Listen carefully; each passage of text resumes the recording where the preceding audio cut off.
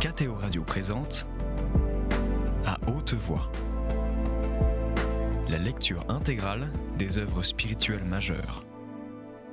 Aujourd'hui, l'Oblat de Joris Karl Huysmans.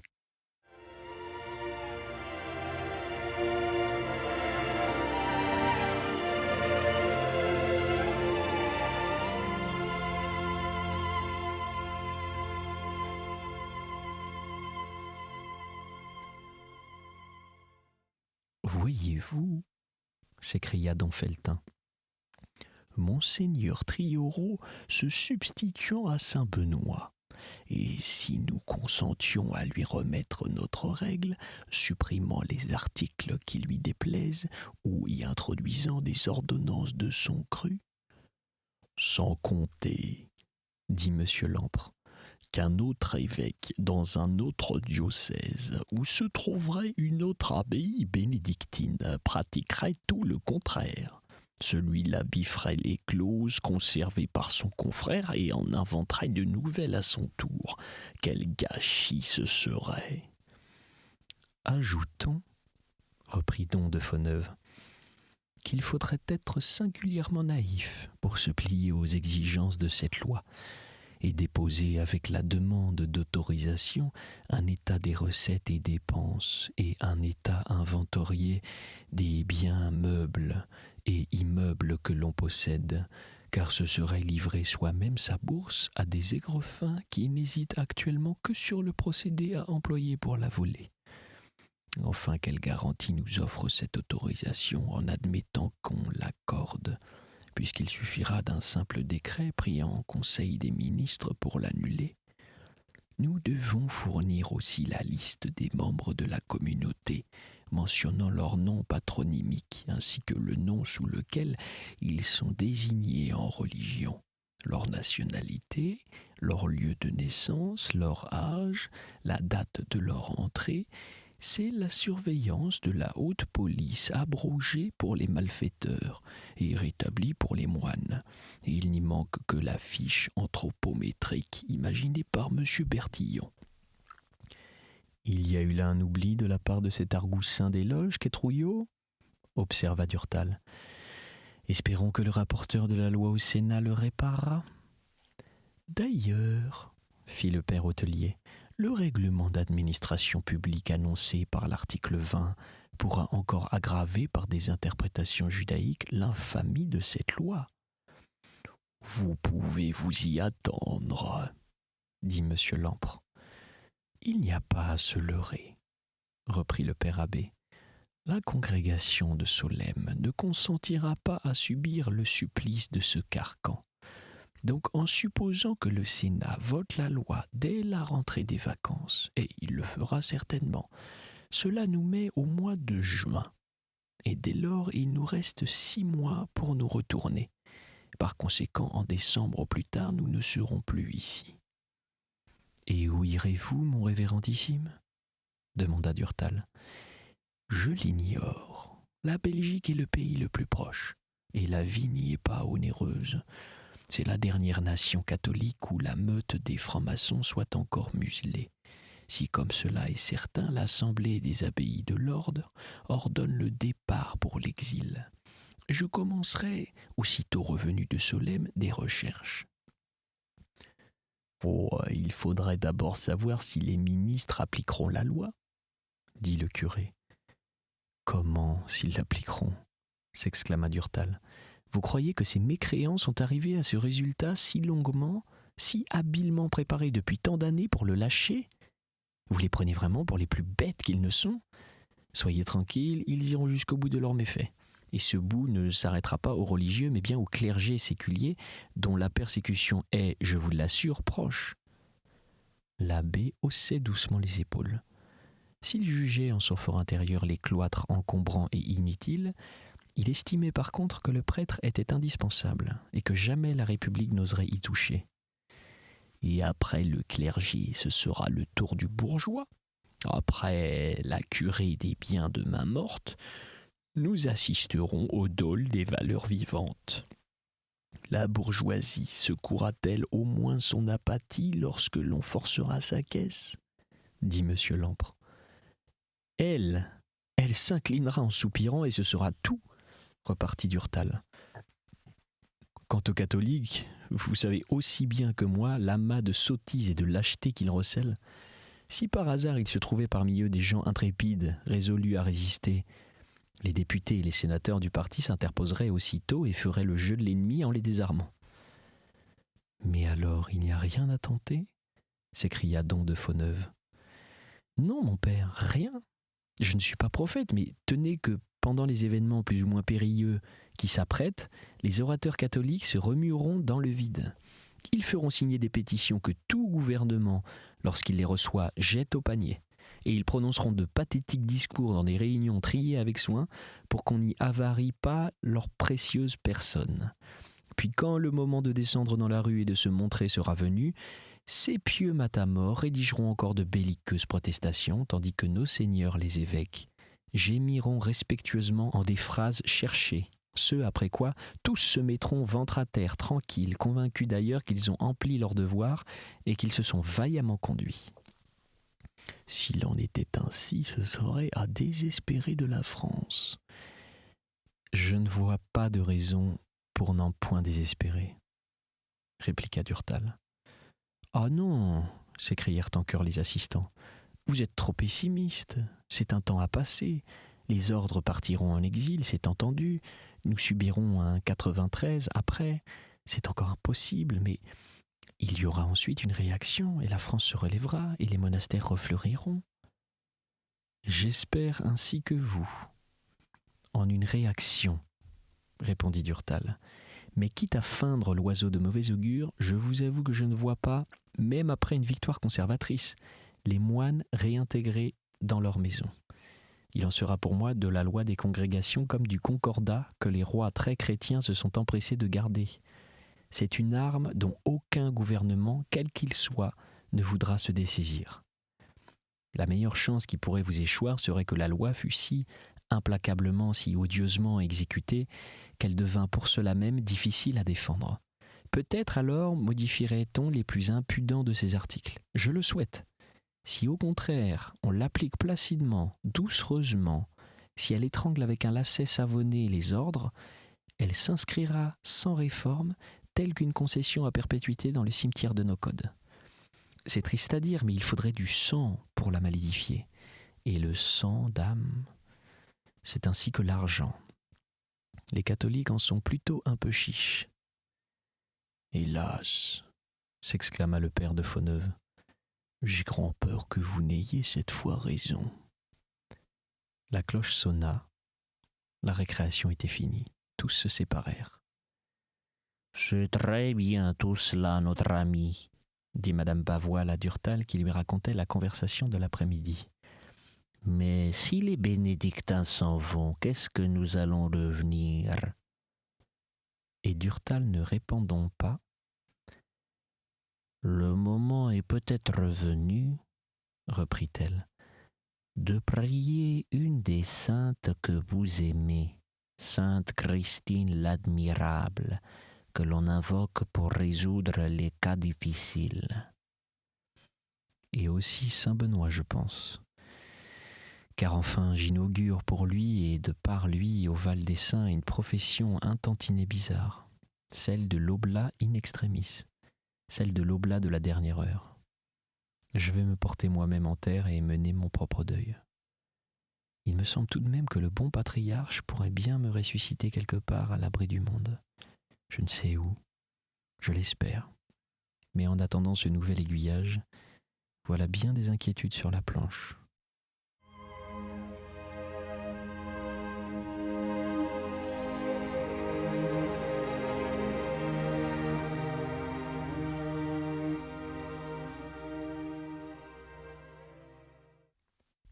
Chapitre 11. Quelques mois s'étaient écoulés ainsi que l'on devait le prévoir. La Chambre avait trouvé dans le Sénat son sosie d'opprobre.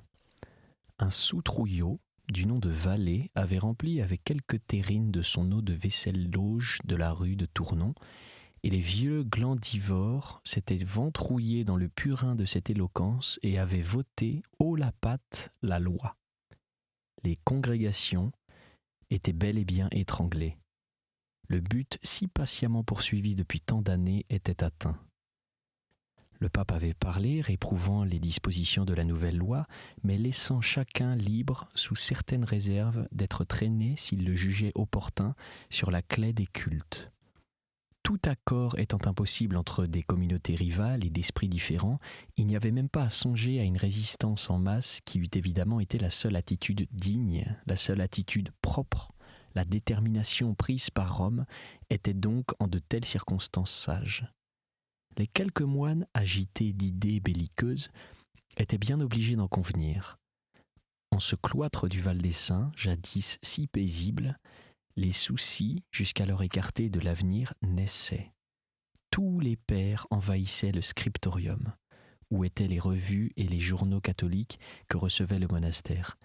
Ils les lisaient silencieusement et pendant la récréation les commentaient en les agrémentant parfois des plus cocasses gloses. Tout ce petit monde qui n'était au courant de rien et qui s'était moqué, Dieu sait combien, jusqu'alors de la politique, se demandait quel mal il avait bien pu commettre pour qu'on le pourchassât de la sorte. Et ce trouble se répercutait dans le noviciat. Ce que vous avez fait, mais aux yeux de vos prescripteurs, vous avez commis le plus impardonnable des crimes, celui de n'en pas commettre contre Dieu, dit Durtal au petit frère Gèdre qui le consultait ahuri par ce bourdonnement de ruche qu'on en fume. Tous erraient dans les corridors aux écoutes. Le révérendissime était à Solesmes et l'on attendait avec impatience qu'il écrivît au père prieur pour savoir quand et comment s'effectuerait le départ. « Il n'y a pas de nouvelles, » dit M. Lampre à Durtal, qui sortait avec lui de la grand-messe. Mais la résolution du chapitre des abbés est si parfaitement connue d'avance qu'une lettre de don Bernard ne nous apprendrait rien que nous ne sachions. C'est l'exil à bref délai, le lieu choisi du bannissement demeure, seul ignoré, et pour longtemps encore, je pense. Et Durtal, s'apprêtant à le quitter sur le seuil de l'église, « Voyons, reprit-il, puisque vous déjeunez aujourd'hui à la maison, au lieu de vous rendre chez moi à l'heure imperturbable du repas, arrivez dès maintenant, nous feuilletterons en guise d'apéritif mes enluminures. »« Ah ça je veux bien, » dit Durtal. L'habitation de M. Lampre, située à 2 pas de l'église et du couvent, était une de ces grandes bâtisses indifférentes, telles qu'il en prospère dans tous les bourgs. Elle sentait la province, l'odeur mélangée de la colle à poisson et de la pomme, mais elle était à l'intérieur assez bien distribuée et munie de vieux meubles confortables. Monsieur Lampre la tenait de famille, ainsi que ces ruines du cloître qu'il avait données avec de vastes arpents de terre aux moines. Il s'était simplement réservé un spacieux jardin qu'il avait séparé par un mur de celui de l'abbaye pour que chacun fût chez soi. Et ce jardin, planté d'arbres séculaires, était traversé par des allées bordées de fleurs. L'une arborait des massifs de roses, de toutes formes, de toutes teintes, parmi lesquelles figurait la variété, assez laide du reste, de la rose verte. Sa collection de roses, entretenue à grands frais, était en Bourgogne cotée. « Pourtant, disait-il un jour à Durtal, je n'ai nullement la marotte de l'horticulture. Je me force par devoir à m'en enticher et ne dépense de l'argent que pour m'y intéresser. » Et comme Durtal, qui admirait le feu d'artifice de certaines touffes jaillies du sol, le regardait sans comprendre. « C'est bien simple, reprenait-il. Je suis si paresseux, si peu marcheur, que je ne bougerai pas de chez moi, que je ne descendrai pas me promener dans le jardin, si je n'étais mu par le sentiment très médiocre d'ailleurs de m'assurer que je ne perds pas, en voyant des arbustes qui poussent, l'argent que leur achat et que leur entretien me coûtent. Je considère une plate-bande, je scrute une corbeille, et sans y prêter attention, je trottine. L'horticulture me dégourdit plus les jambes qu'elle ne m'égaye les yeux. C'est un point de vue un peu spécial, mais il a, puisqu'il m'est utile, sa raison d'être. Que diable a-t-il bien pu faire dans la vie ? Se demandait parfois Durtal. Ce que l'on savait de précis sur son compte se réduisait à presque rien. Monsieur Lampre avait été dans sa jeunesse élève à l'école des Chartes et avait longtemps habité Paris. Il était resté célibataire et ne possédait plus pour toute famille que la fille de sa sœur mariée à un monsieur de Garembois, préfet sous l'Empire. Sa sœur et son mari étaient morts, et sa nièce, il ne l'avait guère fréquentée, car elle avait toujours vécu chez les religieuses et près des cloîtres de Solesmes. Leur relation jadis si espacée ne s'était réellement resserrée que depuis qu'elle s'était fixée au Val des Saints. Et ils s'aimaient en se disputant sans trop se voir.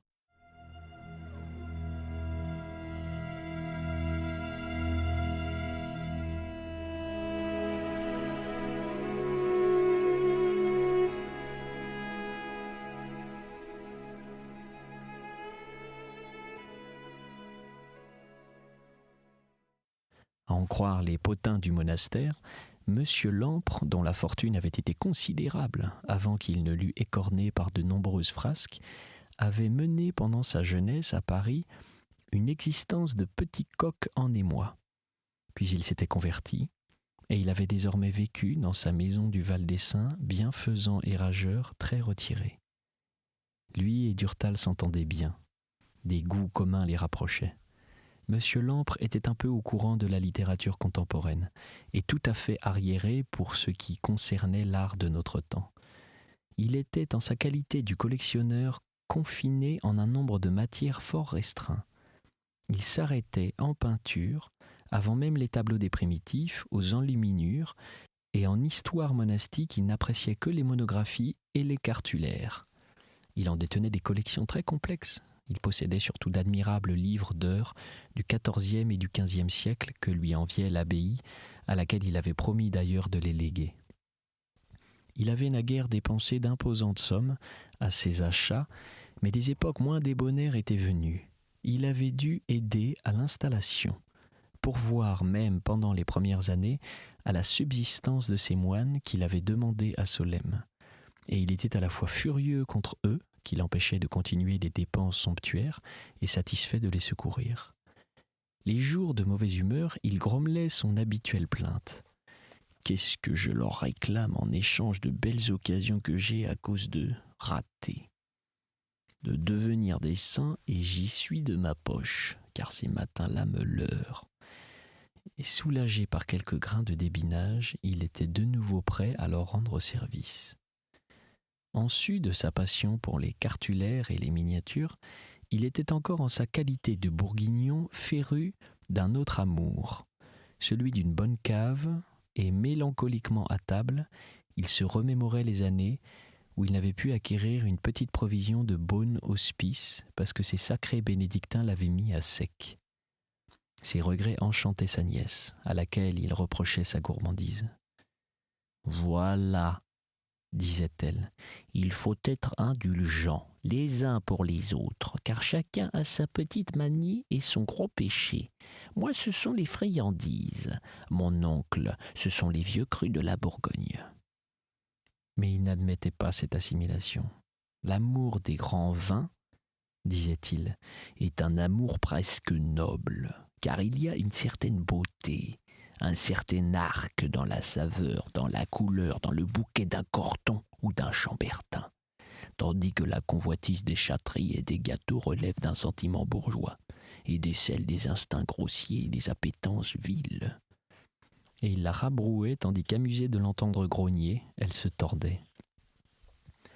En attendant qu'elle arrivât, car ce matin-là elle devait déjeuner aussi chez lui, Monsieur Lampre introduisit Durtal dans la pièce où s'alignaient sur des rayons de chêne les histoires monastiques et les cartulaires. La pièce était vaste, tapissée d'un papier fleuri de coquelicots sur champ gris, meublée de bergères en velours d'Utrecht citron, de tables d'acajou, d'un secrétaire empire avec serrure à trèfle. Durtal explorait les bibliothèques, mais quelques-uns seulement de ces gros bouquins l'intéressaient.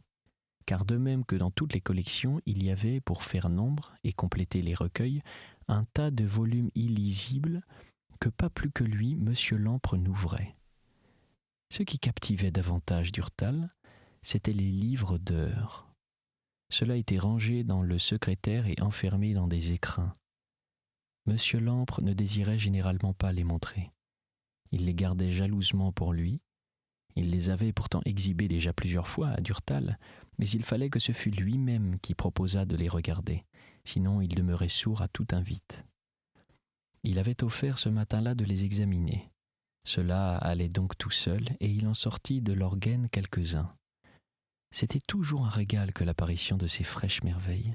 « Je n'en ai pas beaucoup, » disait-il, « mais je crois n'avoir raflé dans les ventes que des pièces de joie. » Et il soupirait, avouant le prix de 30 000 francs payés pour l'un de ses livres, magnifique du reste, Auré, Beate, Mariae Virginis. Un petit in-quarto avec reliure du XVIe siècle à large dentelle, un manuscrit de l'école flamande francisé de la fin du XIVe siècle, en lettres gothiques sur vélin, paré de cadres de branchage et de rinceaux à chaque page. Et ce volume de près de 300 feuilles contenait une 50aine de miniatures à fond d'or, plat ou diapré, étonnantes des vierges de nativité à peine pubères, mélancoliques et mutines, des Saint-Jean jeunes et imberbes, écrivant près d'un aigle dans des intérieurs charmants, éclairés de croisées à résilles de plomb ouvertes sur des verts paysages et allées très pâles, menant à de petits donjons et de grandes scènes telles que l'Annonciation aux berges, la Visitation, le Calvaire étaient traités avec une bonhomie de réalisme et un sentiment de piété naïve, vraiment touchant. « Voici, » dit M. Lampre, « un diurnal de moindre prix, mais bien curieux. Remarquez la façon dont l'artiste a peint la Sainte Trinité. Elle diffère absolument du modèle connu, adopté par la plupart des enluminures du Moyen-Âge. Le Saint-Esprit planant sous la forme d'une colombe au-dessus du Père et du Fils, ici le Père, couronné ainsi qu'un pape du trirègne, et assis sur le report d'une gloire pareille à une amande d'or, les pieds appuyés sur l'escabeau du monde, tient en son giron Jésus, qui tient lui-même de la même manière le Paraclet, figuré par la souriante personne d'un gamin blond. Est-ce étrange ? Et ce qui est non moins étrange aussi, c'est la conservation de ce manuscrit. Les teintes sont en fleurs, comme lorsqu'elles naquirent, s'écria Durtal, stupéfié en effet par ce coloris clair et jeune, par ces rouges restés intacts, par ces ors inaltérés, par ces ciels bleuâtres demeurés limpides. Ah, ils n'acquéraient point leurs produits chez des marchands et l'aniline n'était pas encore inventée, répondit M. Lampre. Ces gens broyaient eux-mêmes leurs couleurs qu'ils extrayaient de certains minéraux, de certaines terres, de certaines plantes. Nous n'ignorons pas leur recette. Ce blanc un peu pâteux que vous voyez là est du blanc d'os. Celui-ci plus léger est de la céruse. Ce noir provient du charbon pulvérisé d'un sarment de vigne. Ce bleu est du lapis. Ces jaunes sont de l'herbe à foulon et du safran. Ce rouge vif, du minium, et ce brun rouge qui correspond à notre ocre est de la terre maigre, de la macra de Naples. Ce vert est tiré de la fleur de l'iris ou de la baie du nerf brun. Ce bleu tournant au violet n'est pas ainsi que vous pourriez croire, obtenu par un mélange de bleu et de rose. Il est issu du tournesol, et il entrait dans sa composition des éléments assez hétéroclites, tels que de l'urine d'hommes ayant bu du vin. C'était À Haute Voix, une émission de KTO Radio. Aujourd'hui, L'Oblat de Joris Karl Huysmans. Lecture, Pierre Deveau. Captation et réalisation, Aymeric Plouinec et Thibaut Dagalier. Une émission disponible en podcast sur ktoradio.com et sur l'application KTO Radio.